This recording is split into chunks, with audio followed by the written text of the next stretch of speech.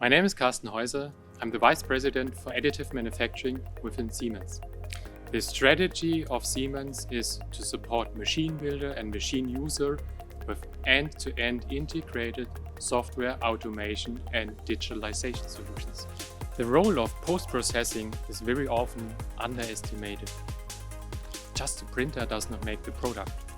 The whole end-to-end workflow needs to be considered, and here post-processing has a crucial role on the final product.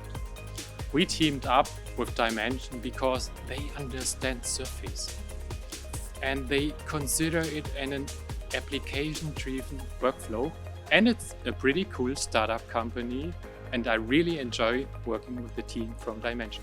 The target of the partnership at the end is to make the life of the producer easier, more productive and more affordable.